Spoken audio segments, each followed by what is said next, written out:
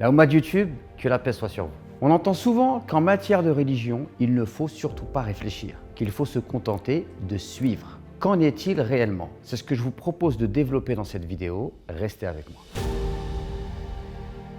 Beaucoup de musulmans aujourd'hui se plaignent d'une éducation qu'ils ont reçue. Lorsqu'ils cherchaient à comprendre pourquoi il fallait faire telle ou telle chose ou pourquoi il ne fallait pas faire telle ou telle chose, on leur disait arrête de poser des questions.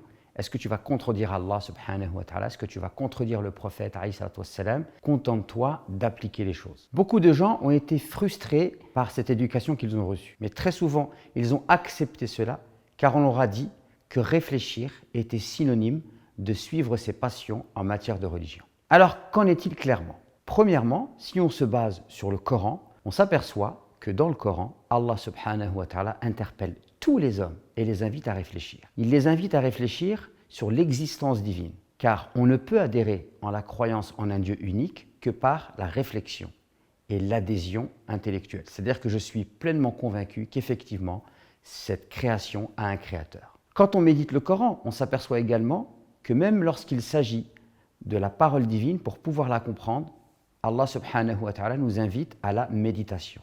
Et Allah subhanahu wa ta'ala blâme ceux qui lisent le Coran sans le méditer. Et effectivement, comment savourer sa pratique sans réflexion, sans méditation? Comment donner du sens à sa pratique si on s'interdit de réfléchir aux raisons qui nous poussent à faire telle ou telle chose? Pour d'autres, la réflexion est un manque de respect vis-à-vis des savants qui, eux, détiennent le savoir. Là aussi, je pense que c'est une erreur de voir les choses de la sorte, car en réalité, le savant est celui qui nourrit la réflexion du croyant. Le savant doit être considéré par le croyant uniquement comme un tremplin qui lui permet de mieux comprendre ce que Allah attend de lui et ce que le prophète attend de lui.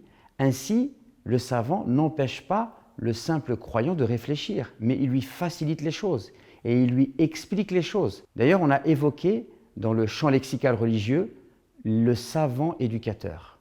Et le savant éducateur, al-alim ar-rabbani, c'est celui qui sait enseigner les grandes choses avant les petites choses. Et c'est celui qui sait enseigner les grandes choses avec simplicité. Donc, il fait un travail de facilitation, mais il ne s'interpose pas entre l'apprenant et Allah subhanahu wa ta'ala. Il nourrit la réflexion. D'ailleurs, on peut dire, et on peut affirmer avec force, que lorsque le savant ne nourrit plus la réflexion du croyant et qu'il se contente uniquement de jeter l'anathème sur tous ceux qui ne pensent pas comme lui, alors il n'est plus un savant, mais il devient un gourou.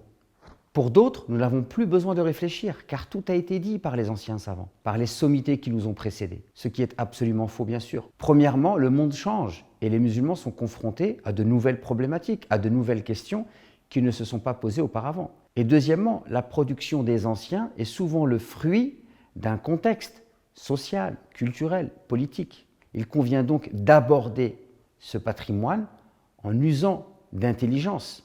Sinon, on risque de tomber dans l'anachronisme.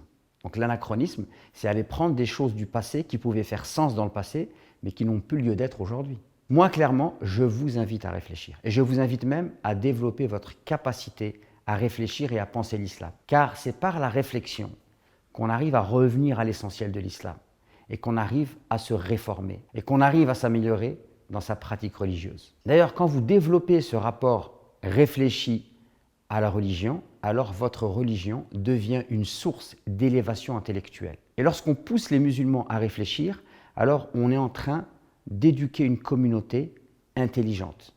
Par contre, le discours paternaliste qui consiste à dire aux gens « vous êtes des ignorants, vous ne pouvez pas réfléchir, suivez les grands savants », eh bien on est en train de former une communauté de moutons. Et la communauté musulmane deviendra plus forte lorsqu'on éduquera les croyants et les croyantes à développer un rapport pensé à la religion. Par contre, plus on fragilise les gens dans leur manière de penser la religion, plus on les met en conflit avec la réflexion sur la religion, et plus on est en train de fabriquer des croyants qui vont devenir dociles et facilement manipulables. J'espère que cette vidéo vous aura été profitable. Je vous invite à partager avec moi en commentaire vos réflexions que je lirai avec beaucoup d'attention. Je vous dis à très vite pour de nouvelles vidéos.